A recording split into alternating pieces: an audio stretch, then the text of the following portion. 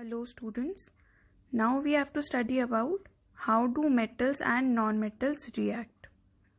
When metals react with nonmetals, they form ionic compounds which contain ionic bonds.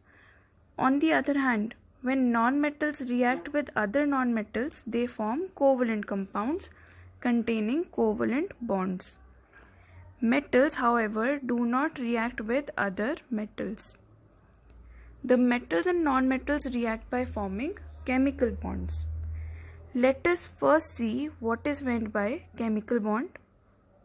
When atoms of the element combine to form molecules, a force of attraction is developed between the atoms or ions which hold them together. This force which links the atoms or ions in a molecule is called a chemical bond. In order to understand the formation of chemical bonds between the atoms of metals and nonmetals or between atoms of two nonmetals, it is necessary to know the reason for the unreactive nature of noble gases. There are some elements in group 18 of the periodic table which do not combine with other elements. These elements are helium, neon, argon, etc. They are known as the noble gases or inert gases because they are unreactive and do not react with other elements to form compounds. Since the noble gases are chemically unreactive, we must conclude that the electron arrangement in their atom is very stable, which do not allow the outermost electrons to take part in a chemical reaction. If we look at the number of electrons in the outermost shell of the inert gases in the given table, we can see that only one inert gas, that is helium, has 2 electrons in its outermost shell, and all the other inert gases have 8 electrons in the outermost shell of their atoms. This means to have 8 electrons or 2 electrons in the outermost shell of an atom is considered to be the most stable arrangement of electrons.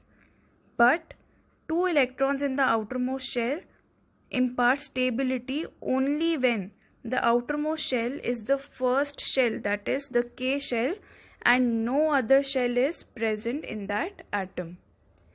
To have 8 electrons in the outermost shell of an atom, it is known as octet of electrons, and most of the inert gases have octet of electrons in their valence shell. And to have 2 electrons in the outermost K shell is known as duplet of electrons, and only helium has the duplet of electrons in its valence shell. So, in other words, we can say that the noble gas atoms have completely filled outermost shell or valence shell. Due to this, the outermost electrons of a noble gas atom cannot take part in a chemical reaction. It is not possible to remove electrons from the outermost shell of a noble gas atom or to add electrons to the outermost shell of a noble gas atom. So now, finally, we can conclude that noble gases having completely filled outermost shell or valence shell are chemically unreactive. Now, we can explain the reactivity of other elements as a tendency of their atoms to achieve a completely filled outermost shell or valence shell just like those of a noble gas and become stable. We will be studying about this topic in detail in the next video lesson.